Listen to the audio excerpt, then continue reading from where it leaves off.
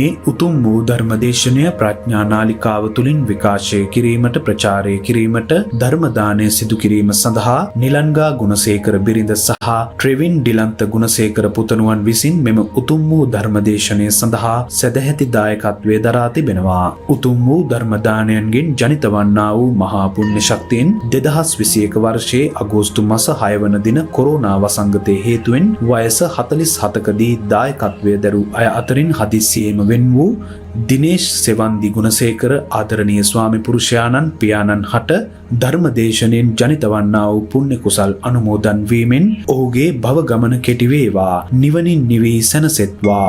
මෙම උතුම් ධර්ම දානය සියලු සත්වයන්ට නිවනටම හේතු උපනිශ්‍රය වේවා කියා බලාපොරොත්තු වෙනවා. එසේම වේවා කියා ආශිර්වාද කරනවා.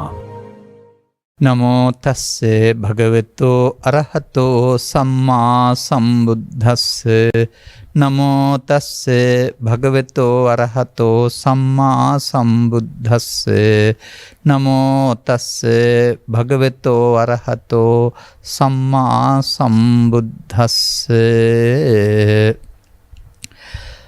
අනිච්චේ නිච්ච සංඤිනෝ දුක්ඛේච සුඛ සංඤිනෝ අනත්තානි අත්තාති අසුභේ සුභ සංඤිනෝ සත්තා ගච්ඡanti සංසාරෝ ජාති මරණ ගාමිනෝති. ධර්මානුශාසනාවෙහි සදහැවර අනුග්‍රහකදායකත්වයේ දරන්නා වූ පවුලේ ප්‍රමුඛ මේ මොහොත අපට සවන් දීම සඳහා කාලය වෙන් කරගත්තා වූ ලංකාවාසී ලෝවාසී සදහැවර පින්වතුනි, අනුග්‍රහක බවතුන් අපට මාතෘකාවක් සපයා දෙමින් අනිත්‍ය බව සහ නිවන් මඟට සිත පෙළඹවීම පිළිබඳ ධර්මදේශනයක් කරන්න කියලා ඉල්ලා තියෙනවා.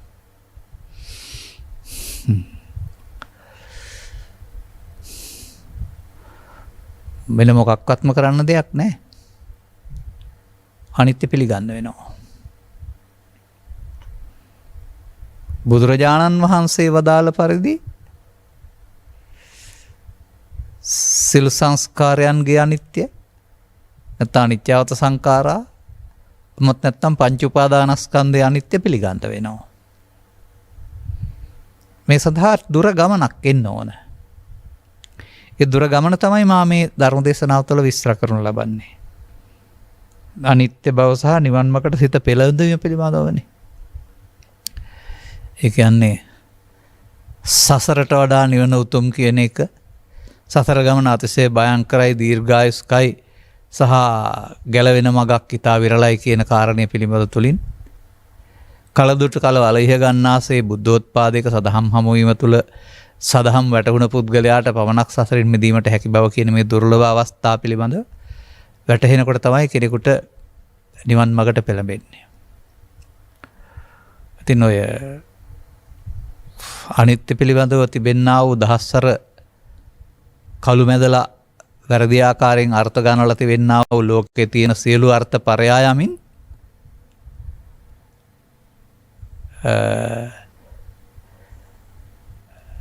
දුකින් මිදීම සඳහා අනිත්‍ය බලන හැටි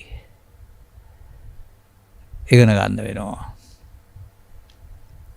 ක්ලේශයන්ගෙන් ප්‍රහීන වීම සඳහා අනිත්‍ය බලන හැටි ඉගෙන ගන්න වෙනවා. ඒ ඉගෙනීම අපට නොලැබුණ නිසා තමයි අපිට භව නිරෝධගාමී ප්‍රතිපදාවක් සහිත බුදු සමය අත්හිටවා භවගාමී ප්‍රතිපදාවක් සහිත ආමිස පූජාමය බුදු සමය පරමාර්ථ ධර්මයේ වශයෙන් ලෝකයට පිළිගන්න උනේ කියන එක ඔබ කොයි කවුරුත් දැනට නොදැනටත් මම හොඳ ආකාරව දන්නවා. මට ඔබනකම තිබෙන්නේ ඔබටත් මේ කරුණ පැහැදිලි කරලා දෙන්න ඇරුණාම එයින් කාටවත් රිදවන්න නෙමෙයි. පැහැදිලි කරගත්ත කෙනාට අනුගමනීය ප්‍රතිපදාවකට එන්න පුළුවන් වෙනවා. මේ ගාථාවෙන්ම අපි පටන් ගනිමු.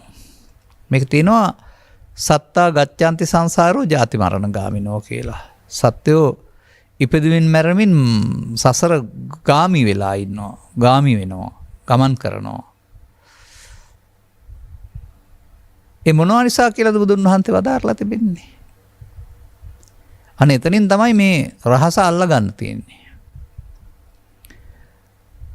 අනිත්‍ය දේවල් නිත්‍ය සංඥාවෙන් ගත්ත නිසා දුක්ඛ දේවල් සුඛ සංඥාවෙන් ගත්ත නිසා, අනාත්ම දේවල් ආත්ම සංඥාවෙන් ගත්ත නිසා, අසුභ දේවල් සුභ සංඥාවෙන් ගත්ත නිසා තමයි සත්වයා ඉපදමින් මැරමින් සතර ගමන් කරනවා කියලා කියන්නේ.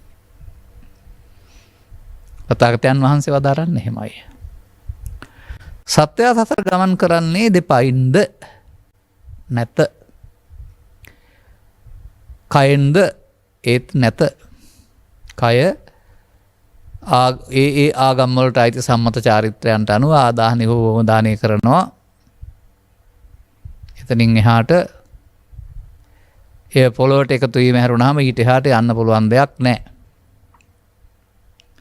ඇතැම්මු එතනින් එහාට ආත්මයක් යනවා කියලා විශ්වාස කළා වුණාට තථාගතයන් වහන්සේ පැහැදිලි කරලා දාරනවා මිනිස්සෙක් ජීවත් වෙනකොට කරන ක්‍රියාකාරකම් වලට සාමාන්‍ය සමාජයේ නම් පව්කම් සහ පින්කම් කියනවායි කියලා කර්ම රැස් කරනවායි කියලා. කර්ම කියන වචනේ වදයක් තරහවක් නැත්තම් දුකක් කියන අර්ථයට ගන්න පුරුදු වෙන්නත් එපා. එහෙමයි දැනටත් සමාජයේ බොහෝ දෙනෙක් කියන්නේ. ඒ නිසානේ බුදුරජාණන් වහන්සේටත් කර්ම විපාක දුන්නයි කියලා කියන්නේ. එහෙම නැත්නම් කියන්නේ නැතේ සීවලි මහරහතන් වහන්සේටත් කර්ම විපාක දුන්නයි කියලා. සැප විපාක නම් එහෙම කියන්න මනතවරු වෙලා නැහැ. සීලි මහරහතන් වහන්සේ ලාභීන් අතර අග්‍ර වුණෙත් කර්මයක ප්‍රවෘත්ති විපාක. බුදුන් වහන්සේ කොන්දේ අමාරුව හිසරදෙන් පිළිපෙළුණෙත් කර්මයක විපාක. නමුත් අරක විතරක් මතක් වෙන්නේ ඇයි? ඒ කර්ම කියන්නේ පව් වලට කියලා හිත ඇතුලේ තියෙන නිසා වෙන මොකක්වත් නෙවෙයි ආයේ. එතකොට මේ මිනිසෙක් විසින් කරන ක්‍රියාකලාපයේදී ඔහුට නොදැනෙන්නට මොන ආගමේ හිටියත් අනාගත විපාකයක් සඳහා හේතු ඉතුරු වීම නම් වූ කර්ම රැස්වීමක් සිදු නොව තථාගතයන් වහන්සේ ස්වකීය සර්වඥතා ඥාණයෙන් දක්වදාරනවා. දක්වදාරලා එක බෙදලා තිබෙනවා මිනිසුන් කරන ක්‍රියාකාරකම් අනුව පාප කර්ම, පුණ්‍ය කර්ම, පාප පුණ්‍ය කර්ම කියලා තුනකට. පාලියෙන් තියන්නේ කන්නම් කන්න විපාකම්, සුක්ඛං සුක් විපාකම්, කන්න සුක්ඛං කන්න සුක් විපාකම් කියලා. එතකොට කර්මයේ හේතුවයි විපාකයේ ඵලයයි. කර්මයේ බීජයයි විපාකයේ පැල ඇටියයි. අනෙම මිනිසා කරන ක්‍රියාකාරකම් තුළ අනාගත සැප දුක් විපාක දීමට සඳහා අවශ්‍ය කරන්නා වූ කර්ම බීජ රැස්වීමක්. බීජ කියන වචනින්ම කියවෙන්නේ ද්‍රව්‍ය කියන එක නෙමෙයි, අනාගත ඵල හටවන්න අවශ්‍ය කියන එක. ඉදවෙනවා. එයනු අපිට තේරුම් ගන්න පුළුවන්කමක් තියෙනවා සත්වයාගේ දුගතිගාමීත්වය පව් නැමැති කර්ම බීජයෙන් කියලා. සත්වයාගේ සුගතිගාමී කර්මය මේ පින් නැමැති කර්ම බීජයෙන් කියලා. එහෙම අත්තක් වශයෙන් තමයි රූපය අරූපී බමතල ගාමීත්වය ධාන නැමැති කර්ම බීජයෙන් කියලා. කන්න සුක්ක කියලා කතා කරනවා කපවපින් කලවමේ කරපුවමත් යථාගවය අසුනකේ ආශ්‍රය වශයෙන් පව්පින් දෙකට කලවමේ කරපුවම පවෙන් ඉපදිලා පින් විපාක දෙනවායි කියලා. ඔය සුව පහසු විහාරස්ථානවල දේවාලවල නැත්තම් නිවස්වල ඉන්න යථාගවය අසුනකේ ආශ්‍රය වෙන සත්තු කැලේ ඉන්න සත්තු වගේ නෙවෙයි. බොහොම භාග්‍යවන්තයි, කෑම්බීම් මැදුම් පැළඳුම් සියල්ල අඩුවක් නැහැ. ඒ පෙන්වන්නේ බුදුන් වහන්සේ. ඒක තමයි ජානුස්සෝනි සූත්‍රය. දැන් ඒකට මම මේ ටික කිව්වේ ඇයි? තථාගතයන් වහන්සේ සත්වයා ගමන් කරන සංසාරයේ තුන් භවයක් වශයෙන් කාම රූප අරූප වශයෙන් බෙදලා තියෙනවා. එතකොට ඒ සත්වයක් යනවා නෙවෙයි. සත්වයක් වශයෙන් සම්මතයේදී පව් එකතු කිරීමේ ඵලය කාම දුගතිය. පින් එකතු කිරීමේ ඵලය කාම සුගතිය. ධානය එකතු කිරීමේ ඵලය රූපී අරූපී බඹතල. දැන් සත්වයා පරලෝ සසර ඇවිදින්නේ මොනවෙන්ද? පවෙන්, පිනෙන්, ධානයෙන්. දැන් අර්ගත ගාතාවට ගලප ගන්න. අනිත්‍යේ නිත්‍ය සංඤිනෝ, දුක්ඛේ සුඛ සංඤිනෝ, අනාත්තානි අත්තාති, අසුභේ සුභ සංඤිනෝ. අනිත් දුක්ඛ අනාත්ම අසුභ දේවල් නිත්සුඛාත්ම සුභ වශයෙන් අරගෙන සත්වයා සසර ඇවිදිනවලු. දැන් සත්වයා සසර ඇවිදින්නේ පවෙන්, පිනෙන්, ධානයෙන් නම් පව්පින් ධාන සම්බන්ධයෙන් තියෙන එකක් නේද අනිත්‍ය නිත්‍ය කියන්නේ. එහෙමයි ත්‍රිපිටකයේ කියවලා සූත්‍ර හොයාගෙන අපි මේවා කරුණු සහිතව ගලපන්නේ.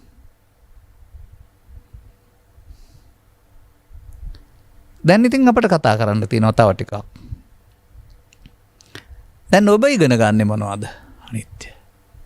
තාමත් මේ සමාජයේ බහුතරයක් ධම්මස පෑදුනේ නේද ධර්ම ශ්‍රවණය කරන්න අවධානය කරපු නැති අය මොන අනිත්‍යයක්ද කතා කරන්නේ? ඇහැට පෙනෙන දේවල් වල කැඩෙන මිදෙන බව අනිත්‍ය කියලා. මෙතන තමයි බෞද්ධයින්ට වලිගි පෑගුණ තැන. ඒකට කියන්නේ අනියත බව. අනියත. නියත නෑ. ඒක මේ ලෝකේ මිනිස්සුන්ට බෞද්ධ වෙන්න ඕනේ ඕන කෙනෙකුට තේරෙනවා. ඒ ද්‍රව්‍ය සංඛ්‍යාත ලෝකයේ කැඩෙන මිදෙන දෙරන සුළු බව බුදුවරුන් පහළ වෙන්න පෙරත් පසුවත් අන්‍යාගමිකින්ටත් පේන දෙයක්. එහෙනම් ඒක වෙන්න බෑනේ. මොකද සබ්බේ සංඛාරානේ අනිච්චාති බලන්න තියලා තියෙන්නේ.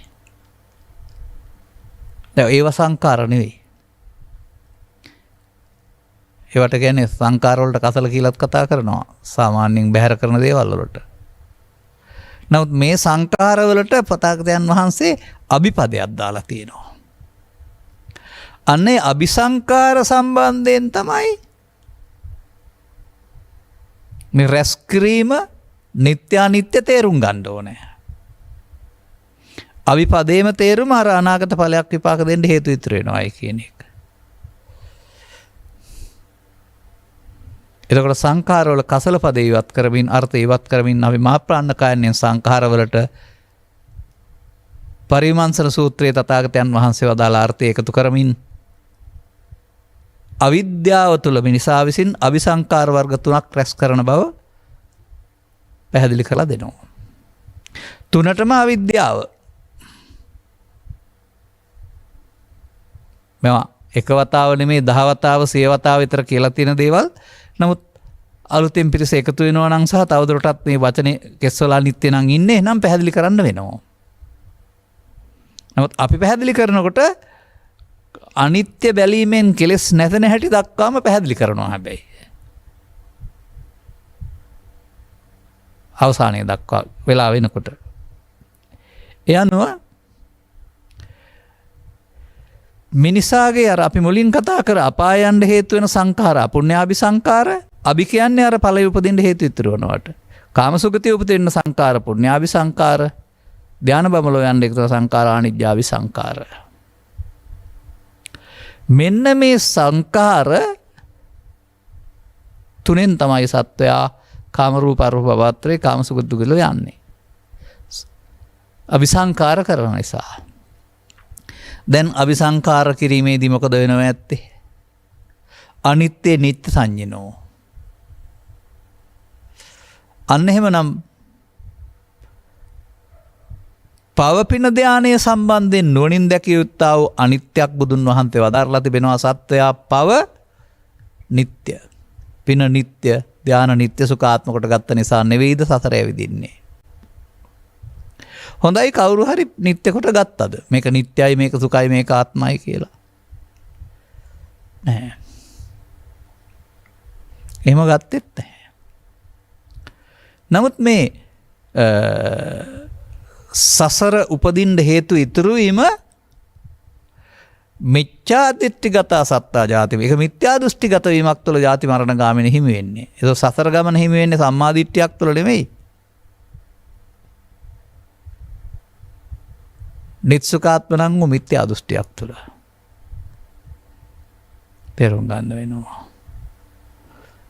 එහෙනම් ඔබ පව් කරද්දී පව් නිත්‍යයි කියලා කියනවද? පින් කරද්දී පින් නිත්‍යයි කියලා කියනවද? නැත්නම් මේවට මේ නිත්‍ය පදේ යොදලා තියෙන්නේ කුමක් නිසාද? පවේ ඇලෙනවා. නැත්නම් පව සමග ගැටෙනවා. පින සමග ඇලෙනවා. ධාන සමග මුලා වෙනවා. මේ ඇලීමෙන් ගැටීමෙන් මුලාවෙන් ගැනීමේදී ඒ ඇලීම ගැටීම අනුවගත් කල කියනවා මඤ්ඤමානෝකෝ බික්ඛු බද්දෝ මාරස්ස. දැන් මමත්වෙන් ගැනීමෙන් මාරයාට බැඳෙනවා කියලා නේද කියන්නේ? මොනවද ඔබ මමත්වෙන් අරන් ඇත්තේ? වතු පිටිද ඉඩ කඩන්ද කෙස්ලොම්ද නියද්ද? නෑ ඒවා ගෙනියන්නේ නෑනේ. අනාගතයට බලපාන්නේ පව හෝ පින හෝ ධානය. එහෙනම් අන්න එහෙමනම් අපිට මේ තේරුම් ගන්න පුළුවන්කමක් තියෙනවා පව පින ධානයේ සම්බන්ධයෙන් අපේ දැක්ම. සබ්බේ සංඛාරා අනිච්චාති.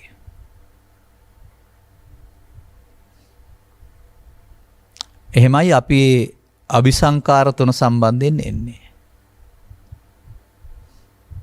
අනිත් එක තමයි වතු පිටිවල ඉඩකඩම් වල බාහිර වස්තු වල මේ අනිත්‍ය සිද්ධ වෙන්නේ. ලාභෝ අලාභෝ අයසෝ යසෝච නින්දාපසන්තා සුඛංච දුක්ඛං ඒතේ අනිච්චා මනුජේසු ධම්මා. මනුස්සයා සම්බන්ධයෙන් මොනවද අනිත්‍ය? ලාභය අලාභය සැප දුක් නින්දාපසංසා සදාකාලිකව පවතින්නේ නැහැ.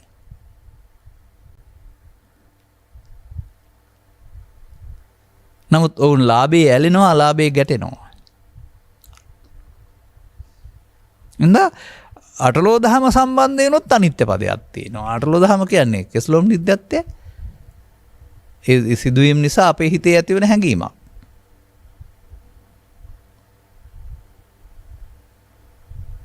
එබැවින් තථාගතයන් වහන්සේ වදාළ තව වචනයක් මෙතෙන්ට එකතු කරනවා අපි. වක්කලි වැනි හිමිනමකට වදාළ. ඒ බුදුන් දකින්ට නම් ධර්මයේ දකින්න ඕන කියලා වදාරලා ධර්මයේ දකින්න යන පාර වශයෙන් පෙන්වනවා පංච උපාදානස්කන්ධය අනිත් දුක්ඛ අනාත්ම වශයෙන් බලන්න කියලා. අන්ත වචනයක් ආවා පංච උපාදානස්කන්ධේ නුවණින් බලන්න වෙනවා අනිත් දුක්ඛ අනාත්ම. එහෙනම් පංච උපාදානස්කන්ධය තුල තියෙන්න ඕන නිත්සුඛාත්මයක් පෘථග්ජනයාට.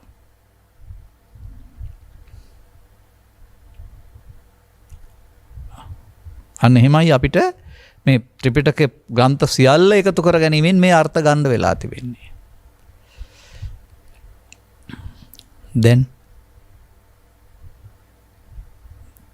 දැන් අනතුරු තව දෙයක් තේරුම් ගන්න වෙනවා.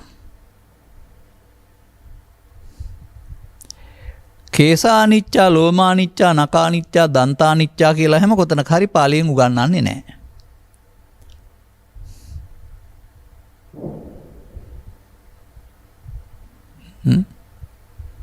අත්ති ඉමස්මින් කායේ කේසා ලෝමා කියලා කතා කරන හැරුණාම අනිච්චක පෙන්වන්නේ නැහැ. නමුත් කතමාචානන්ද අනිත්‍ය සංඥා පදයට ගත්තහම රූපං අනිච්චා වේදනා අනිච්චා සංඥා අනිච්චා සංඛාරා අනිච්චා විඥානං අනිච්චා ඉතිමේසු පංච උපාදානස්කන්ධේසු අනිච්චානුපස්සී විහෙරති. පංච උපාදානස්කන්ධය අනිත්‍ය නැවත බලමින් වාසය කරන්න කියලායි පෙන්වන්නේ. සීල සූත්‍රයෙන් ගත්තහම මේ පංච උපාදානස්කන්ධය අනිච්චතෝ දුක්ඛතෝ අනාත්තතෝ යෝනිසෝ මනසිකරොන්තෝ සෝතාපට්ටි බලං සච්ච කරයියාති.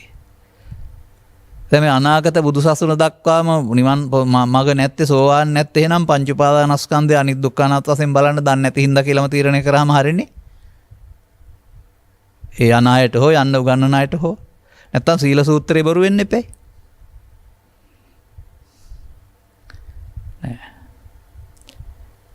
සීල සූත්‍රේ බොරු වෙන්නේ නැහැ පාලියෙන් තියෙන කාරණාව.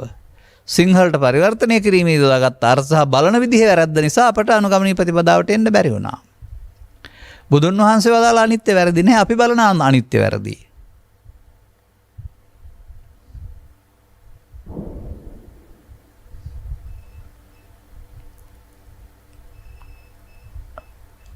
යදනිච්ඡං තන් දුක්ඛං යන් දුක්ඛං තදනත්තා පාලියෙන් එහෙම තියෙනවා. දැන් සිංහලට කොහොමද ඔබ ඉගෙන ගන්න මේක? යමක් අනිත්‍ය නම් දුක නම් දුකක්. දුක නම් ඒක අනාත්මයි. මෙන්න මේ අමන මරිමෝඩ තකතිරු ඔලොමොට්ටල පරිවර්තනය. මොහොන් පැලසේ භාෂාවෙන් ගත්තේ මගේ ළඟ ඒව නැහැ. තමයි මේ ලෝකයේ ආන්ද කලේ. අරක තියාගන්න. කොහොමද අනිත්‍ය නම් දුක වෙන්නේ? බුදුහාමුදුරන්ට වැරදිලානේ එහෙනම්. දැන් බුදුරජාණන් වහන්සේ අනිත් දුක්ඛ අනාත්ම වශයෙන් බැලීමේදී මොකද වෙන්නේ? සෝවාන් ආදී මාර්ගඵල පිළිවෙලින් රහත් ඵලටපත් වෙනවා. ඒ දුකටපත් වුණාද එතකොට? අනිත්‍ය බැලීමේදී දුකින් මිදෙනව නේද?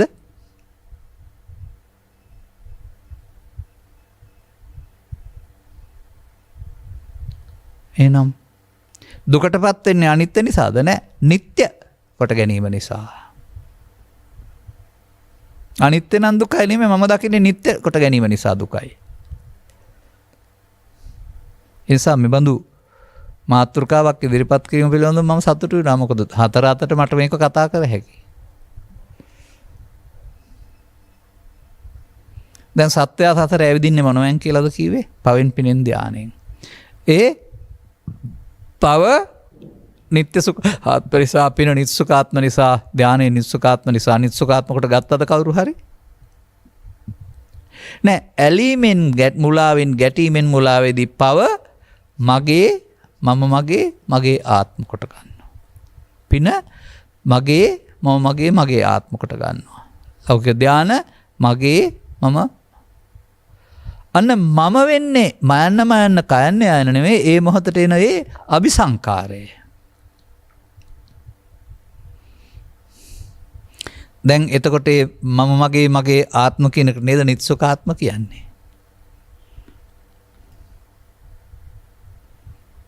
දැන් මඤ්ඤමානෝකෝ බික්කු බද්දෝ මාරසත් හරි නේද? යමක් මමත්වෙන් ගත්තොත් අර අபிසංකාර වෙනවා, සතරට හේතු වෙනවා.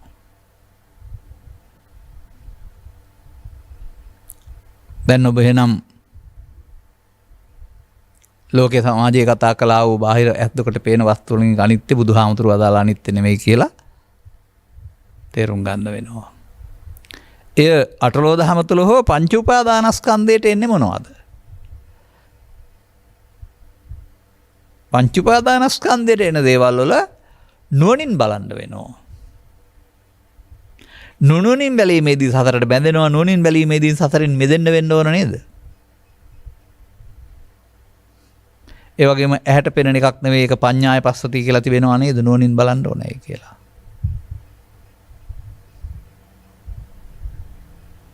ඒ නිසා බුදුවරු හෙළි කර වදාලා වූ සංඛාරයන්ගේ අනිත්‍ය අපට බලන්න බැරි වුණා. අපි පංචස්කන්ධය තුළ නුවණින් බැලිය යුතු අනිත්‍ය වෙනුවට බාහිර වස්තුන්ගේ පවතින අනියත බව බුදුන් වහන්සේලා වදාලා අනිත්‍ය කියලා මමත් ළමා කාලේ ඉඳලා පැවිදිල්ලත් මං හිතන්නේ අවුරුද්දක් දෙකක් යනකල් ඒ අනිත්‍ය වලට තමයි බණ කිව්වේ.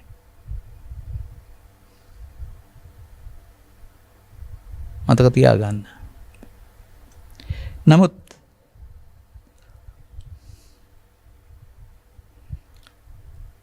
ධර්මයේ දකීද බුදුන් දකී කියන පදේ බුදුන් දකින්න යන පාර කියලා පෙන්වන්නේ පංච උපාදානස්කන්ධය අනිත්‍ය නුවණින් බලන එක. දැන් අනිත්‍ය බලන්න අනිවාර්යයෙන්ම පංච උපාදානස්කන්ධය ඉගෙන ගන්න වෙනවා. නමුත් ඔබ පංච උපාදානස්කන්ධය දොය කෙස්වල වැළුවේ, ලොම් වල වැළුවේ, මල් වල වැළුවේ. මල් කියන්නේ පංච උපාදානස්කන්ධයද? තව කෙස්වල නම් තව කමක් නැහැ. රූප කියන්නේ ශරීරය කියලාවත් ගත්තාම. නමුත් අන්නේ නිසා මේ අනිත්‍ය බැලීමේදී වෙන්න ඕන කෙලස් නැතෙන එක. සිත පිරිසුදු වෙන එක. එහෙනම් සිත පිරිසුදු වෙනකොට දුකද වෙන්නේ? සිත පිරිසුදු වෙනකොට සැප ළඟා වෙනවා මිසක් කරුණාම. අන්න එහෙමයි කල්පනා කරන්න වෙනවා. එසේනම්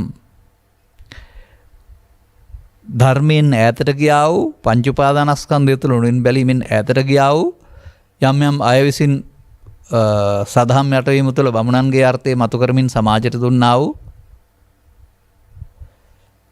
ඇති වෙන නැති වෙනකට අනිත්‍ය කියන මෝඩ සංකල්පයේ හිටපු අය දැන් නැහැ. තවත් ඇති බනහප නැති අය. ඒගොල්ලොන්ට තමයි මේ කියන්නේ. තවත් සැකහැරලා දැනගන්නට. එතකොට යම් කිසි දෙයක් ඔබ අරමුණක් වශයෙන් ගැනීමේදී උපාදානය වෙන්නේ මොනවා නිසාද?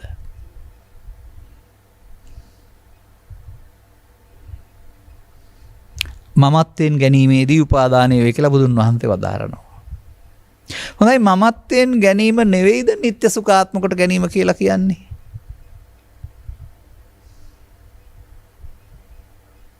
අන්නේ නිසයි මම මුලින් වචනයක් කිව්වේ සත්වයා පිළි අරගෙන තිබෙන්නේ සංඛාර නිත්‍ය සුඛාත්ම වශයෙන්. හරිනේ. අනිත්‍ය නිත්‍ය සංඥාන දුක්ඛේ සුඛ සංඥාන අනාත්ම. අනිත් දුක්ඛ අනාත්ම දේවල් නිත්‍ය සුඛාත්ම සංඥාවෙන් අරගෙන තමයි සත්‍යය බුදුවරු පහළ නොවන තාක්කල් සතර ඇවිදින්නේ. සංඥාවෙන්.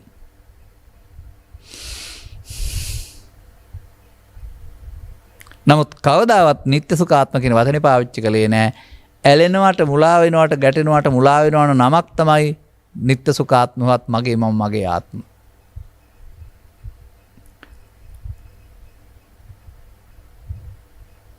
දැන් සත්තා ගච්ඡanti සංසාරෝ සත්‍ය සතර ඇවිදිනවා ඉපදෙමින් මැරෙමින්. මිච්ඡාදිට්ඨිගතා සත්තා ජාති මරණ ගාමිනෝ. අර පවපින් විපාක විශ්වාස කරන නැති මිත්‍යා දෘෂ්ටිය නෙමෙයි මේ පෙන්වන්නේ. මේ අනිදුක්ඛානාත්ම අසුබ දේවල් නිස්සුකාත්ම වශයෙන් ගැනීමත් මිත්‍යා දෘෂ්ටියක්.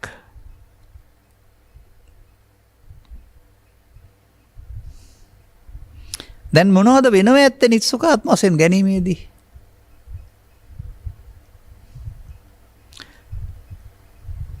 සසර උපදින්න හේතු රැස් වෙනවද?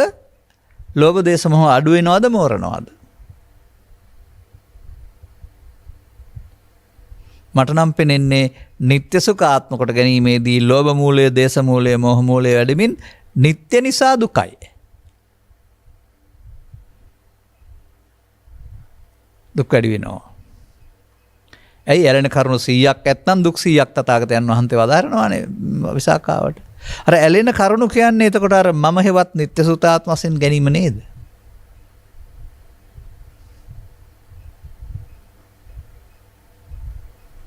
මේක ඔබට සතරින් ලැබුණ දෙයක්. ඒක බුදුන් වහන්සේ පස්සහර වන අනිත් පැත්තට මේ යන්නේ.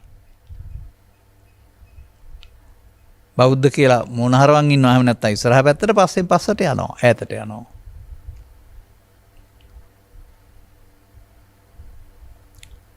මෙන්න මේ විදිහට මේ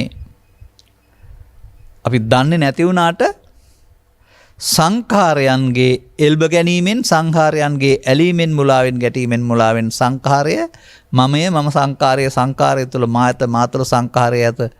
ඒකට කියන්නේ අසුත පුතග්ජන භාවය නැත්නම් මිත්‍යා දෘෂ්ටිය කියලා නේද?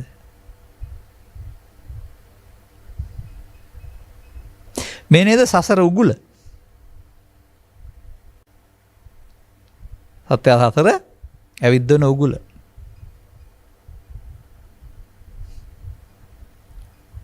එවිට අපට කෙසේවත් යමක් අනිත්‍ය නම් ඒක දුකක් කියන පදයට සිංහල පරිවර්තනය පිළිගන්න නම් බෑ.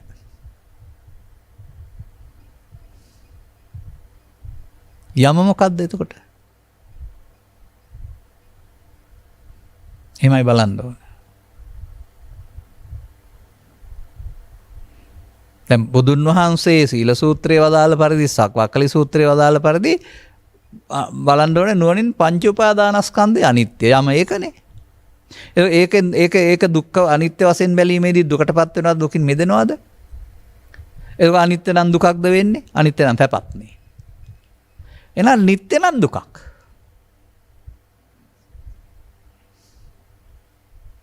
තව අවුරුදු 10ක් හරි මෙතන මේ වටේ කරකව මේක කියන්න වෙනවා. මොකද ඇහෙන්නේ නැහැ වගේ ඉන්න, ඇහුන්නේ නැහැ වගේ ඉන්න, දන්නේ නැහැ වගේ ඉන්න අය පිළිගන්නතරු.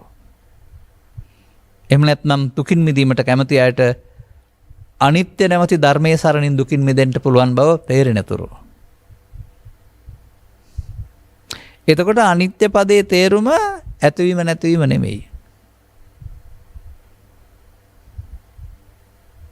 නිත්‍ය පදයේ තේරුම ඉස්තරයි කියන එකක් නෙවෙයි. එහෙමයි තේරුම් ගන්න ඕන. දැන් අපි ඔක්කොටම වඩා ඉගෙන ගන්න වෙනවා තථාගත බුදු පියාණන් වහන්සේ මේක කතා කරලා තිබෙන්නේ පංච උපාදානස්කන්ධය තුල. අන්න පංච උපාදානස්කන්ධයෙන් පිටස්තරව කතා කරන නිත්‍යක් අනිත්‍යයක් බුදුදහමේ නැහැ. නමුත් ඔබ කතා කරමින් මේ හිටියේ කෙස්වල අනිත්‍ය, ලොම්වල අනිත්‍ය, වතුපිටි අනිත්‍ය, මල් පරවෙනක අනිත්‍ය. ඔය ගාතාවක් තියෙන්නේ ඔය.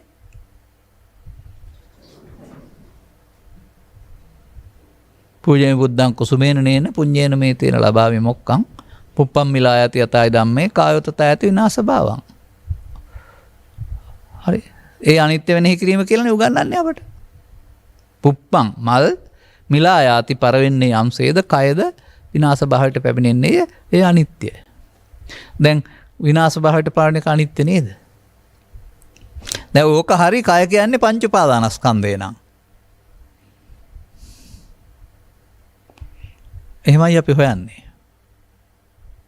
නමුත් පංච උපාදානස්කන්ධ කියන්නේ කය නෙමෙයිනේ.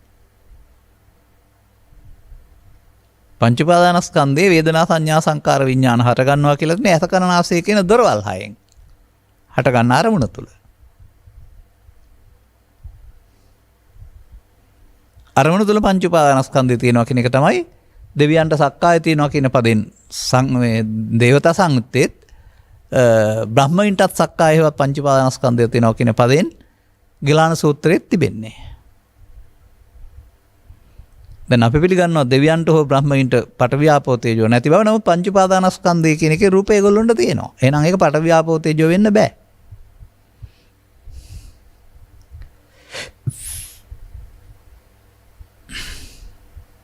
එහෙමයි අපි තේරුම් ගන්න ඕන.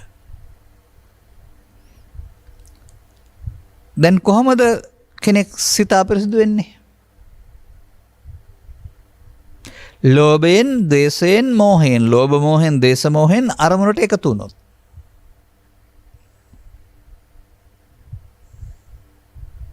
ඒ ලෝභයෙන්, මෝහෙන්, ද්වේෂයෙන්, මෝහෙන් අරමුණට එකතු වීම ලෝභය මගේ, ලෝභය මම මගේ ආත්මකට ගැනීම නේද? ඒයි තථාගතයන් වහන්සේ වදාළේ අසුතවන්ත සූත්‍රවල සිතට එන දේ මම කොට ගත්ත මුලාවෙන් මිදෙන්න පෘථග්ජනයින්ට බෑ කියලා. අන සිතට එන දේනේ මම කොට ගන්නෙ. සිතට එන්නේ බාහිර වස්තුන්ගේ උදවෙන් අරමුණක්. රූපේ, ශබ්දේ, ගන්ධේ, රසේ, පොට්ටබ්බේ අරමුණක් හිතට එන්නේ. අරමුණ සම්බන්ධයෙන් ඔබට බාහිරයේ සම්බන්ධයෙන් ඇති වුණොත් එහෙම ඇල්මක් ගැටීමක් ඔබ අරමුණ කෙරෙහි ඇලෙනවා ගැටෙනවා.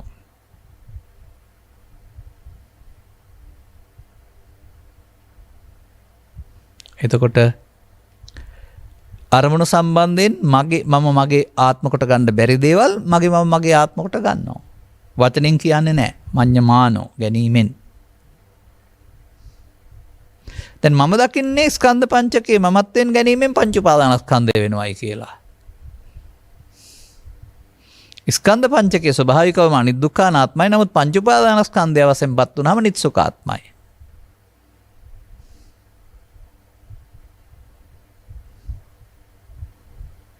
අන්න ඒ විදිහට අපට ලෝකේ ජීවත් වෙන විට අන් අය දකින්නට වඩා ගැඹුරින් අපි තුල මේ කරන කියන සියලු කාරණා කටයුතු වලදී පංච උපාදානස්කන්ධයෙන් නම් වූ ඒකකයක් හටගෙන නැසෙන බව, ඒක සසරට බැඳී නැසෙන බව, ඒක දුක් ඇති කරගන්න හේතු චිත්තාභ්‍යන්තරයේ සගවා නැසෙන බව තේරුම් ගන්න වෙනවා.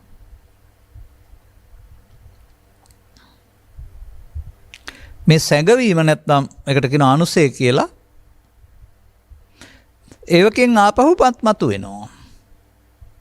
නිකන් මතු වෙන්නේ නැහැ. බාහිර වශයෙන් සංගව ගත්තාම අදාළ කරුණු ඇහෙන් කනෙන් නාසයෙන් ඉදිරිපත් වෙනකොට තබා තිබෙන්නා වූ යම් මට්ටමක ලෝභයක්, මෝහයක්, ද්වේෂයක්, මෝහයක් ඇද්ද ඒක හිතට එනවා. ඒකට කියනවා යංකෝ භික්ඛවේ අනුසේති තේන සංකං ගච්ඡති. ඔබ තැබුව එකෙන් තමයි මේ ලෝභය, ද්වේෂය, මෝහය නැත්නම් සංකත ධර්ම පහළ වෙන්නේ. මෙසේ බාහිර ලෝකෙට කාරණා ගැටෙන විට ඔබට අදාළ හටගන්නා ලෝභ දේශ මොහ බාහිර වස්තු වල තියෙන දෙයක් නොව ඔබ විසින් හදාගත්ත මුලාවක පැටලීමක් බව ඔබට තේරෙන්න ඕන. බැලුවම ලෝකෙ විඳිනවා නෙමෙයි. ලෝකෙට අදාළ දේවල් ලෝභ මොහ වශයෙන් අපි අරගෙන විඳවනවා.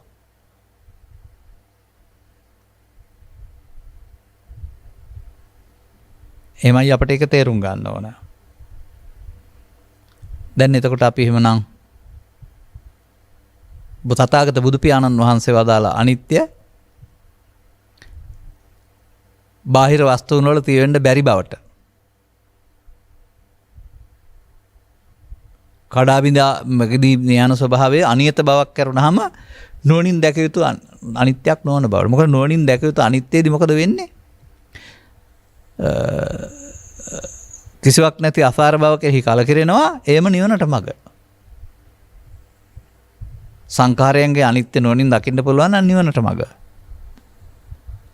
දැන් ගාංකාරයන්ගේ අනිත්‍ය ගාථාවල තිබෙදී අනාගත බුදුරජාණන් වහන්සේ නිවන් සඳහා නිවන් මාර්ගට යන්න උනේ අපිට එහෙනම් ඒ සංඛාරයන්ගේ අනිත්‍ය වැරදි නිසා වැරදියට ප්‍රකාශ කරපු නිසා. සංඛාර කියන්නේ කසල නැත්තම් කෙස්ලොම් නිදත් කියලා ඒ වාද්‍ය රායනික අනිත්‍ය කියලා. තථාගත බුදු සමයට ආසන්නවත් නැති බමුණෝ විසින් තමන්ගේ දැක්මෙන් හදාගත්තා වූ මිත්‍යා දහමක් අපේ බුදු දහම වශයෙන් අපි ඉගෙන ගත්ත නිසා සහ උගන්වපු නිසා.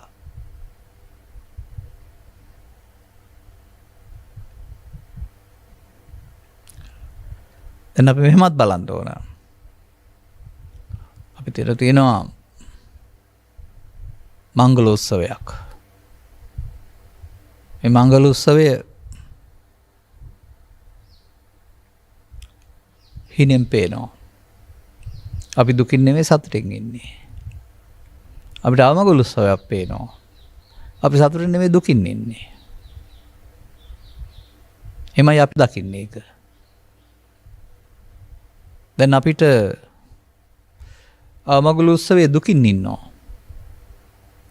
එතකොට අපිට විභාගයේ පාස් වන බව හරි එහෙම නැත්නම් රැකියාවක් ලැබුණ හරි පිළිබඳව පණිවිඩයක් හම්බ වෙනවා. දැන් එතකොට අර මරණය සම්බන්ධයෙන් දුක නැති වෙලා ගිහින් සතුටක් එනවා. දැන් දුක අනිත්‍ය නම් දුක එන්න එපා. අනිත්‍ය නිසා දුක නම් දුක නැති වෙනකොට දුක එන්න වෙනවා. සතුට ආවේ. ඒ යමක් යදනිච්ඡං කියන එකේ යමක් කියන පදයට අර්ථයක් නැහැ ඔය. යමක් කියලා පෙන්වන්නේ. නමුත් මා දකිනවා යම පංච උපාදානස්කන්ධය. ඒක ඇතිවීම නැතිවීම නෙමෙයි අනිත්‍ය කියන්නේ.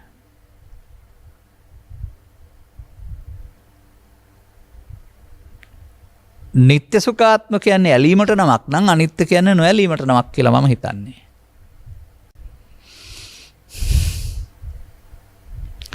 දුක්ඛ පදේ වෙනමම තියෙනවා. ඒ සංස්කාරයේහි මගේ මම කොට ගන්න කිසිවක් නැති බව දුක්ඛ. දුක්ඛ නෙමෙයි දුක්ඛ කිසිවක් නැති බව. නිත්‍ය නම් ගන්න දෙයක් තියෙනවා අනිත්‍ය නම් ගන්න දෙයක් නැහැ නේද?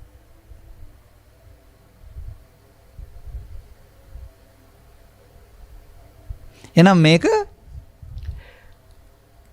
වචනෙන් නොකීවාට ඇලීම ගැටීම සහ නොඇලීම නොගැටීම කියන කාරණා දෙක අතර විග්‍රහයක්. ඇලීමට ගැටීමට තමයි මඤ්ඤමානය මමත්වෙන් ගැනීම කියලා කියන්නේ. අන්න මමත්වෙන් ගැනීමේදී තමයි පව මමත්වෙන් ගැනීමේදී පව සිදුවේ පින මමත්වෙන් ගැනීමේදී පින් සිදුවේ ධාන මමත්වෙන් ගැනීම ධාන කුසල් සිදුවේ මඤ්ඤමානෝකෝ බික්ඛු බද්දෝ මාරස්ස සත්තා ගච්ඡanti සංසාරෝ ජාති මරණ ගාමිනෝ හරිනේ.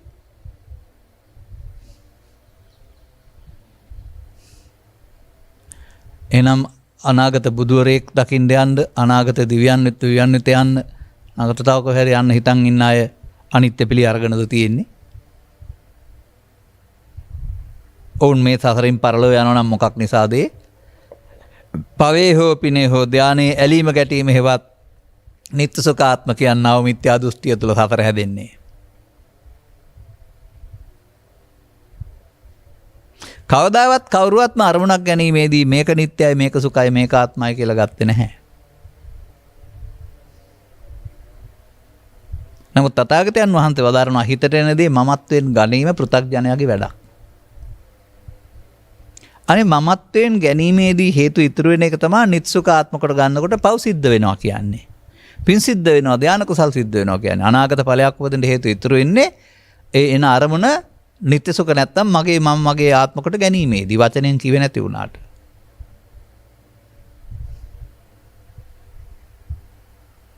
ඒකයි මම කිව්වේ ලෝකයා තාමත් ඇහෙන් පේන අනිත්‍යයක් ගැන කතා කර මේ අනාගත දිව්‍යයන් අතර හෝ බ්‍රහ්මයින් අතර හෝ මිනිසුන් අතර හෝ උපදින්න යන හැමෝගෙම දර්ශනය නිත්‍ය සුඛාත්ම.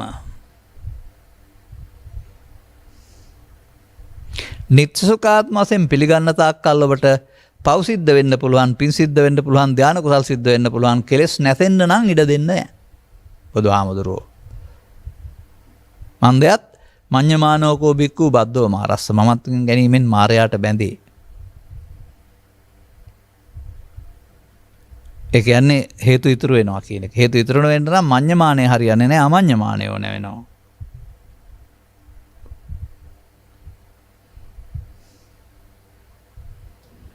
දැන් ඇයි අපිට මෙතෙන් එන්න බැරි වුනේ? ඔය පංචස්කන්ධය කියන වචනේ කතා කරලා ඒක ඇති වෙන නැති එක අනිත්‍ය කියලා තමයි වන කියන්නේ.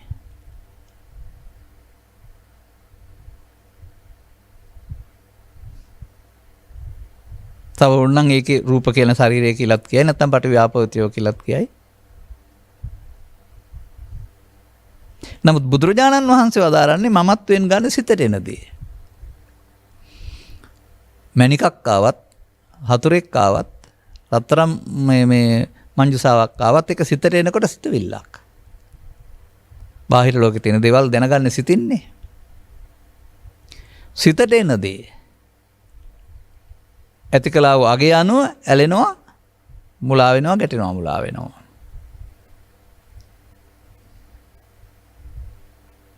දැන් මෙසේ ඔබ විසින් සිතට එන දේ ඇලීමෙන් ගැටීමෙන් ඔබ මොකද කරන්නේ? සිත අභ්‍යන්තරයට එකතු කරනවා ලෝභ මූලයක්, ද්වේෂ මූලයක්, මෝහ මූලයක්. ඒ තමයි බද්දෝ මාරස්ස. දැන් මේ ඉතුරු කරන එකට කියනවා යංකෝ බික්කව අනුසේති කියලා. ආය ඇහැට කනට නාසයට ගැටෙනකොට පස්දරට ඒකෙන් උපදිනවට කියනවා තේන සංකං ගච්ඡති. එයින් සංකත ධර්ම හේවත් ලෝභ දේශ මොහ උපදිනවා. දැන් ලෝභ දේශ මොහ ලෝකෙද තියෙන්නේ ඔබ හදාගත්ත එකේද? ඔබට අදාළ ලෝභයක් දේශයක් මොහයක් නේද? එක එක අරමුණු වල තිබෙන්නේ සමාන නෑ නේද?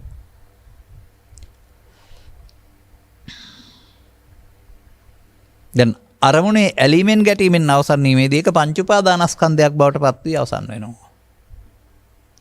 ආපහු ගැටෙනකොට අතීතෙන් ආපුවාම මේක පංච උපාදානස්කන්ධයක් වශයෙන් හට ගන්නවා.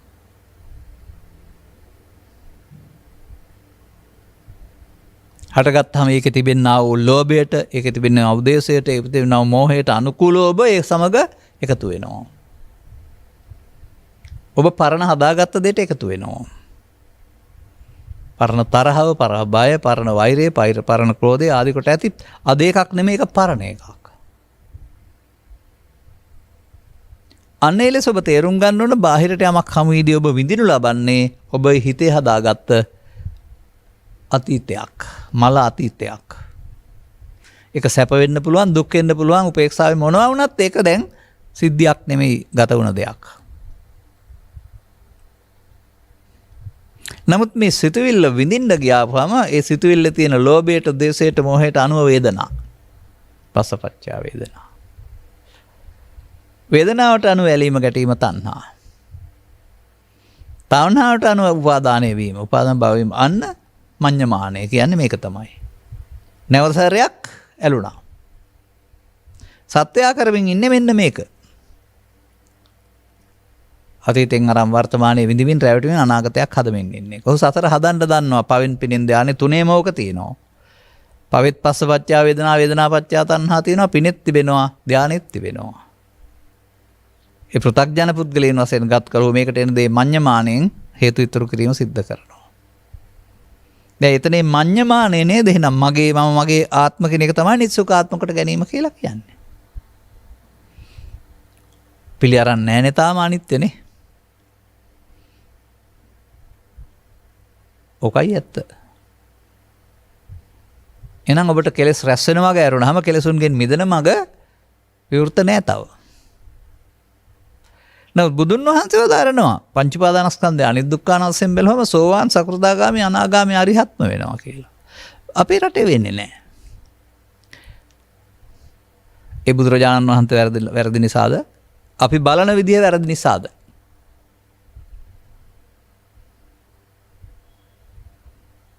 එතනයි මේ දෝෂේ තියෙන්නේ. එහෙනම් අපට හොඳ ආකාරවම පුද්ගලයා බෙදලා වර්තමාන මොහොතට හට ගන්නා වූ අරමුණ මුල් කොටගෙන ඇහි කනේ නාසයේ ප්‍රසාදයන්ට ගැටිද්දී හෝ නොගැටිද්දී Taman හදාගත්ත අතීතයේ තෙන්ඩ ඇවිදින් අපි අතීතයක් රස විඳින බව, අතීතයක ඇලෙන ගැටෙන බව, ඒකට යලිත් එකතු වෙනවා ලෝභය දේශ වෙනවා. ඒක තමයි පංච උපාදානස්කන්ධ පරිහරණය. ගැටෙනකොට අතීතයේ තෙන්ට එනවා. ඒක පංච උපාදානස්කන්ධයක්. ඒක වේදනා තණ්හා උපාදාන කරලා ආයෙත් අනාගතයට උපදින්න හේතු තියෙනවා. මේකට කියනවා භව චක්‍රය කියලා. භවගාමී ප්‍රතිපදාව කියලා. නිදහසක් ඇත්තෙම නැහැ. වට්ටගාමිනී කර්මය කියලාත් කියනවා. ඒ කියන්නේ ඔබ දන්නේ සතර හදන්න තවනේ. ඔබ පවිනුත් සතර හදන්න දන්නවා. පිනුත් සතර හදන්න දන්නවා. ලෞකික පැත්තට ගිහින් භාවනා කරලා ධානය උපදවා ගත්තොත් ඔබ ධානයනොත් සතර හදන්න දන්නවා. ඔබ බද්දෝ මාරස්ස පාරේ යරුණාම මුත්තෝ පාපිමතෝ පාරට ඇවිදින්නේ නැහැ.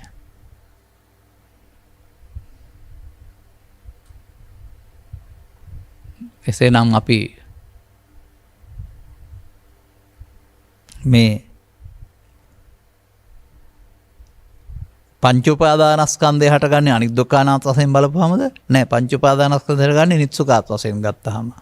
එහෙනම් යමක් නිත්‍ය නම් සුඛ නම් ආත්ම නම් දුකයි කියන එක නේද ඔබට තේරෙන්න ඕනේ.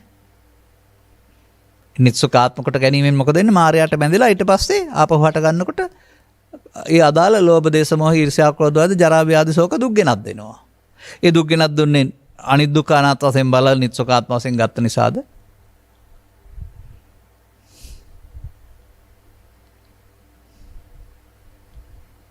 එහෙනම් ඒ සංඛාරයේහි අල්ලා ගන්න මම කොට අල්ලා ගන්න දෙයක් නැහැ. එහෙනම් මගේ කොට ගන්න දෙයක් නැහැ. එහෙනම් මගේ ආත්ම කොට ගන්න දෙයක් නැහැ. අල්ලා ගත්තොත් බැඳෙනවා නම් අල්ලා නොගැනීමෙන් නොබැඳෙනවනේ වෙන්නන්නේ. දැන් අපට ඕනකම තියෙන මේ ලෝභ මූලය, දේශ මූලය, ශේ මූලය ශේ කරන්න.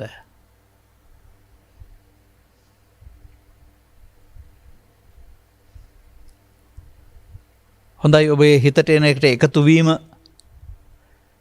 කාම විතර්කයට, ව්‍යාපාද විතර්කයට, විහිංසාව විතර්කයට එකතු වීම සසර කර පුරුද්දෙන් කළා වූ මගේ මම මගේ ආත්ම කොට ගැනීම වශයෙන් ඔබ පිළිගන්න සූදානම්ද? ඒකට ඔබ බොහෝ කල් භාවිතා කළ බැවින් 아무තු සතියක් අවශ්‍ය නැහැ. ඕනෑම මුලාවකදී එකතු වෙන්න පුළුවන් බව තේරෙනවද? එනම් මේ මඤ්ඤ මානය කියන්නේ නිත්‍ය සුඛාත්මය කියන්නේ අරමුණ හොඳයි සැපයි සාන්තයි ඇලීමෙන් ගැටීමෙන් එකතු වෙනවට. එකතු වුණාම සතර හදන්න පුළුවන්. ඇසෙන් කනෙන් නාසෙන් දිවෙන් කයෙන් ගැටෙනකොට අතීතේ උදව් කරන හටගන්න එකට තමයි පෙන්වන්නේ uppannam කාමිතක්කං, uppannam ව්‍යාපාදිතක්කං, uppannam විහිංසාවිතක්කං. ඒ තමයි ඉමේ පංච උපාදානස්කන්ධේ.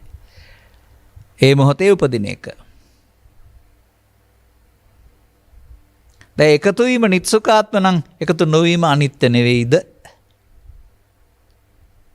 අමඤ්ඤමානෝ නොවේද? මමත්වෙන් ගත්තේ නෑ නේද? එන්න නම් ඕනේ. කාමිතර්කේ උපදින්නත් ඕන, ව්‍යාපාදිතර්කේ උපදින්නත් ඕන. නමුත් සංසිඳෙන්නට නම් අවේරේණච නොකර ඉන්න වෙනවා. අක්කෝදේන. කිරීම එකතු වීමයි, නොකිරීම එකතු නොවීමයිනේ. කිරීමේදී නිත්සුකාත්ම බව, නොකිරීමේදී අනිත්‍ය. දැන් ඒ බලන්නේ ඇස් දෙකෙන්ද නුවණින්ද?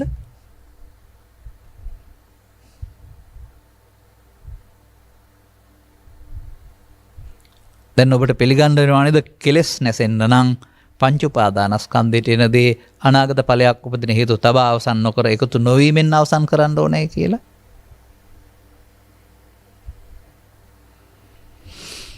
තේරෙන්නේ නැත්නම් තව ටිකක් තේරුම් ගන්න. දැන් ඒ බලන්නේ ඇස් දෙකෙන් ලෝකෙ දිහාද එතකොට? ඇසෙන් කනෙන් නාසෙන් දිවෙන් කයෙන් කෝකෙන් බාහිර වස්තු නිසා ඉපදුනත් තමන්ගේ උපදින පංච උපාදානස්කන්ධය තමන්ගේ හිත ඇතුළේ ලාප එක. ඒකට එකතු වුණොත් පමාද විහාරී. පමාදෝ මච්චුනෝ පදං ආයෙත් සතරට හැදෙන්න තියෙනවා. පව් හේතු, පින් හේතු, ධාන හේතු තුනේම තිබෙනවා. එහෙනම් පවෙන් භවගාමි, පිනෙන් භවගාමි, ධානෙන් භවගාමි අර එකතු වීම තුළ භව නිගාමිත්වයක් කරනවම නිරෝධ ගාමිත්වයක් නැහැ. කෝ බුදුන් වහන්සේ වදාළ භව නිරෝධ ගාමි ප්‍රතිපදාව? සතතාගතෝ භව නිරෝධාය ධම්මං දේශේති. නිරෝධ වෙන්නේ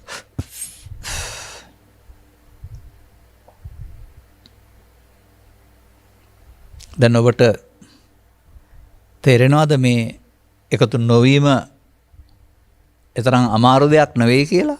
බරපතල තියෙන එකතු වුණ පුරුද්දේ තෙන්ඩෙන නිසා එකතු නොවී ඉන්න බෑ. තථාගතයන් වහන්සේ නිසා එතෙන්ට වෙනත් ආයුධයක් නැත්නම් බටේක් කියවනවා.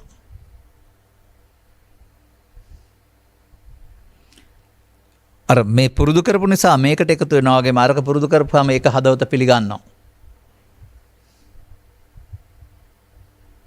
මේ පංච උපාදානස්කන්ධයක් හටගත්තාම එකතු වීම නිත්සුකාත් වශයෙන් බැලීමයි එකතු නොවීමෙන් උපාදානෙ නොවි ඒක මිය යනවා. පංච උපාදානස්කන්ධෙ මිය යන අලුතෙන් උපාදාන නොවි. දැන් ඒතකොට එකතු නොවීමෙන් සිදුවෙන දේ මිය යාම අනිත්‍ය නෙවෙයිද? දැන් ආපහු මඤ්ඤමානෝකෝ බික්කු බද්දෝ මාරස්සනේ අමඤ්ඤමානේ නේද? ඒ පංච උපාදානස්කන්ධයට එකතු නොවීමෙන් බලන එක ඇස් දෙකෙන්ද බලන්නේ නුවණින් නේද? ඉවසීමෙන් නේද? දැන් එතෙන්ද කවුද ඕන? පෙර ප්‍රමාද විහාරිතෙන් ඇලෙන කටයුත්ත කර එක වෙනුවට නොවැළීන්ට දියුණු කරන ලද සතියක් සිහියක් ඕන.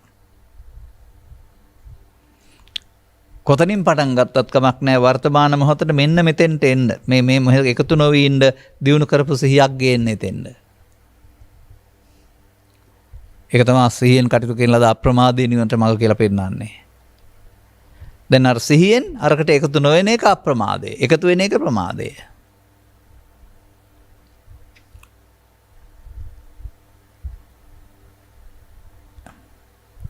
එවිට හැම මොහොතම සිත සංසිඳුවීම සඳහා ලැබෙන භාග්‍යවත් අවස්ථාවක් නේද? ඔබට පැවරීති වෙන්නා වූ කර්තව්‍ය බාහිර රාජකාරියක්. ඒ රාජකාරියේදී කාම විතර්කේ ව්‍යාපාදේ විතර විහිංසාව විතර්කේ ඔබනේ ඔබේ පෞද්ගලික කාර්යයක්. ඒකට ඉදදී අවුල් කරන එක වෙනුවට රාජකාරිය කරමින් අරකට එකතු නොවීමෙන් එයාට ආහාර නොදීමෙන් දරුවෙකුට වෙන දේ, පොරණ දැමීමෙන් කිසිල් ගහකට වෙන දේ සිද්ධ වෙනවා. ඔබ එකතු වීමම ලෝභයට, ද්වේෂයට, මෝහයට, ඊර්ෂ්‍යාවට, ක්‍රෝධයට, වෛරයට ආහාර. එනම් වැඩෙනවා. ඉතින් ඒ පාර නෙවෙයිද යන්නේ. එතකොට එකතු වීම නিত্য මගේ මගේ ආත්මය. එතකොට ඒ නිසා සුඛ සැපද තියෙන්නේ. දුක් වැඩි වෙන එක නෙවෙයිද වෙන්නේ. එහෙනම් නিত্য සුඛ ආත්මකට ගැනීමෙන් සත්වයා දුක වැඩි කරගනී. අනිත් දුක්ඛ අනාත්ම වශයෙන් ගැනීමේදී දුකින් මිදේ. එතකොට මගේ කොරකන්න කිසිවක් නැති බව තමයි දුක්ඛ කියන්නේ. එහෙනම් ඒක ආත්ම කොට ගන්න දෙයක් නැහැනේ. අනිත්‍ය නම් දුක්ඛයි අනාත්මයි බතුන් සැරයක් බලන්න දෙයක්වත් නැහැ. ඒක ලස්සනට ගැලපෙනවා අක්කෝ දේන ජිනේ කෝදං නහි අවේරණිත සම්මන්ති නොකිරීමෙන් සංසිද්ධේ කියන එක. මෙන්න මේ නොකිරීම කරන්නේ කොහොමද කියන එක පිළිබඳව තමයි ඔබට සමීප දසුණක් ගන්න ඕන. ඊට පස්සේ ඔබට ලෝභ නොකිරීම, ද්වේෂ නොකිරීම, ඊර්ෂ්‍යා නොකිරීම, වෛර නොකිරීම, පලි නොගැනීම අන්න නොකිරීම. නොකිරීමෙන් සංසිඳන පාරට යන්න වෙනවා. එතකොට මේ කියන තරම් විශාල පොත් ප්‍රමාණයක් අවශ්‍ය බවක් හෝ විශාල පාළි දැනුම් සම්භාරයක් අවශ්‍ය බවක් හෝ විශාල කටපාඩමක් අවශ්‍ය බවක් හෝ මොකක්වත් ඕන නැහැ.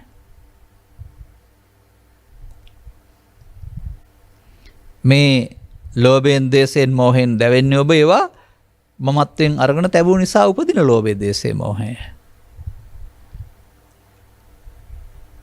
ඒකට එකතු නොවුනොත් කෙට්ටු වෙන්න පටන් ගන්නවා අය. කෙසඟ වෙලා දිය වෙලාම යනවා. එතකොට ඒකට අපි මේ කතා කළ දහම් පදේ නම් ඉමේ පංච උපාදානස්කන්ධේ. යද්දී එද්දී සිටිද්දී නිදද්දී ඇසෙන් කනෙන් නාසෙන් දිවෙන් කයින් ගැටෙනකොට බාහිර දේවල් උදව් කරන ඔබේ චිත්තාභ්‍යන්තරේ එනවා නම් කාම විතර්ක, ව්‍යාපාද විතර්ක, හිංසා විතර්ක, ලෝභ, දේශ, මොහ, ඊර්ෂ්‍යා වශයෙන් ඒ ඔබ ළඟ තවමත් තිබෙන නිසා එන්නේ. ඒක පීඩණය තියෙනවා. නමුත් එකතු වුණොත් තවත් සතරක් හදන්න පුළුවන්. හින්දා එකතු නොවෙන්න ඔබට දියුණු කළ ප්‍රඥාවක් ඕන වෙනවා. දැන් ඉතින් උපන් කාම විතර්කේ, ව්‍යාපාද විතර්කේ, විහිංසා විතර්කේ ඇරුණාම සතර ඉරියව්වේ ඇරුණාම මේ උපන් එකේනේ බලන්න තියෙන්නේ. උපදවා ගන්න එපා කියලා තියනවද? අන්නර සමාධියක් හදාගත්ත අය උපදවා ගන්න නැතුව සමාධියක ඉන්න එක භාවනාව කියලා කියනවා. දැන් ගලපන්න උප්පන්නං කාම විතක්කම්, ව්‍යාපාද විතක්කම්, විහිංසා විතක්කම්, නාදිවාසේති පජහරිය පහන සංඥාවට උපන් එකේනේ බලන්න තියෙන්නේ. උපන් එක වෙනයි එකතු වීම තව එකක්. උපන් එක වෙනයි එකතු නොවීම තව එකක්. මෙතන තමයි මේ සන්ධිස්ථානයේ තියෙන්නේ. ටර්නින් පොයින්ට් කියලා කතා කරන්නේ ඕගොල්ලෝ. බොහෝ කල් සසරේ එකතු වීම උපන් එකට එකතු වෙන්න පුරුදු කරගත්ත පුරුද්දට තමයි අපි ළඟ තියෙන්නේ පමාද විහාරිත්තේ. සසරම හදනවා හැම එකෙම. සසරක්ම හදනවා.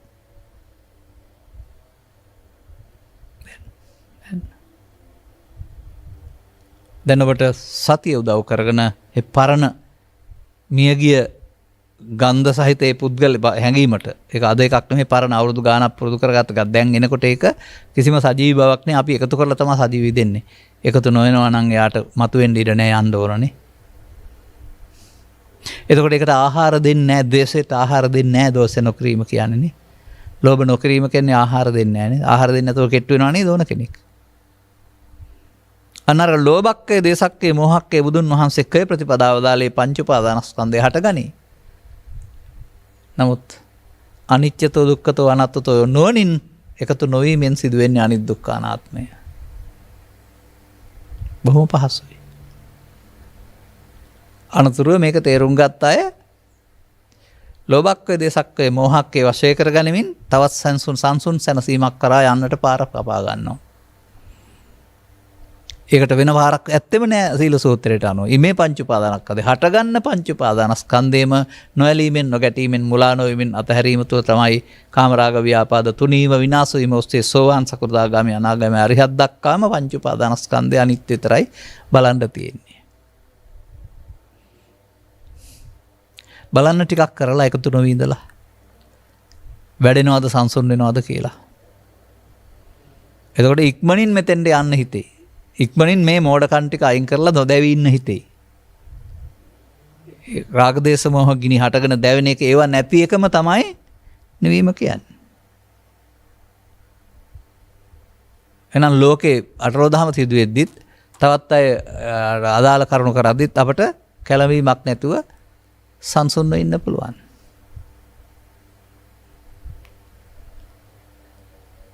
රති වයන්නේ රංගා රංගන්නේ තණ්හා ගී ගයතේ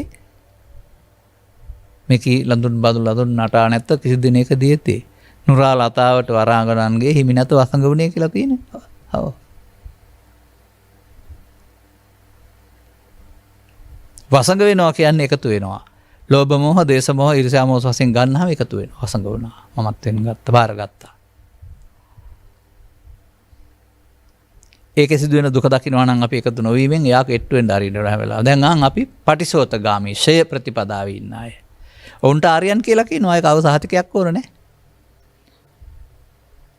අනිත් අය පංචස්කන්ධේ පාවිච්චි කරන්නේ නැහැ. කර්ම රැස් කරනවා. ඔවුන් පංච උපාදානස්කන්ධේ ජීවත් වුණාට ජීවත් වෙන්නේ ඔවුන් එකතු නොවෙමින් අර බුදුන් වහන්සේ වදාළ සීල සූත්‍රයේ බලන අනිත් දුක්ඛ අනාත්මය නැවත නැවත එකතු නොවෙමින් අතහරිමින් ඉන්නවා.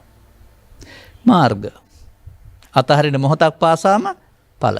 ලෝභක්කය, දේශක්කය, මෝහක්කය මොනවද හම්බ වෙන්නේ කියලා බලන්න.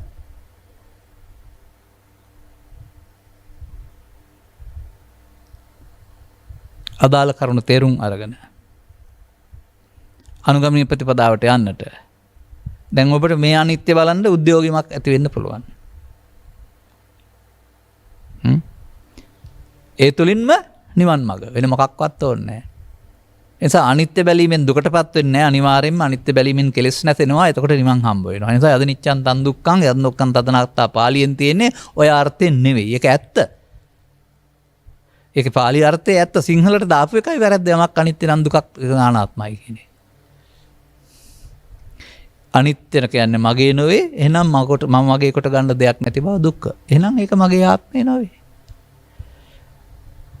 ධම්මස පාදා ගන්නට මේ කරුණ පැහැදිලි කිරීම හේතු වාස් වෙනවා යන්න ප්‍රාර්ථනා කරමින් අපි ධර්මානුශාසනාව නිමා කරනු ලබනවා. මේ උතුම් ධර්ම දේශනය සඳහා සැලැහි දායකත්වයෙන් දරන ලබන්නේ නිලංගා ගුණසේකර බිරිඳ සහ ට්‍රෙවින් ඩිලන්ත ගුණසේකර පුතණුවන් විසිනි. 2021 අගෝස්තු මාස 6 වෙනි දින කොරෝනා වසංගතය හේතුවෙන් වයස 47කදී දායකත්වයේ දරු අය අතරින් හදිසියෙම වියෝවන්ට වුණා වූ දිනේෂ් සෙව්වන්දි ගුණසේකර ආදරණීය ස්වාමි පුරුෂයාණන් පියාණන්හට ධර්මදේශයෙන් ජනිත වන්නා වූ පුණ්‍ය කුසල් අනුමෝදන් වී සෙව්වන්දි කියලායි තියෙන්නේ සමහරට හරි ඇති. වීමෙන් ඔහුගේ භවගමන කෙටි වේවා. නිවන් හෙළි කර ගැනීමට අවශ්‍ය ප්‍රඥාස ලබා ගැනීමට මිනිසත් භවයක උපදීවා. මෙම උතුම් ධර්ම දානය සියලු සත්වයින්ට නිවන් මඟ පාදා දීමට හේතු වේවා. අපේ පැතුමත් එයයි. අනුග්‍රහක භාවතුන් වශයෙන් කටයුතු කළා වූ පවුලේ ඔබටත් මේ ලෝකේ කතා කරන අනිත්‍ය වෙනුවට පංච උපාදානස්කය අනිත්‍ය හැම මොහොතේම නුවණින් බලන්ට ලැබීම තුළින් කර්මක්ෂය කිරීමේ කර්මය සිදු වෙනවා. බුදුන් වෙත යන මඟ පෑදේවා යන්න මගේ ප්‍රාර්ථනයයි. සබ්බිහිතයෝ වජ්ජන්තු සබ්බ රෝගෝ විනස්සතු මාතේ බවත් අන්තරායෝ සුඛී දීඝායුකෝ බව හැම දිනාටම තෙරුවන් සරණයි. දේශක්ඛයෝ නිබ්බානං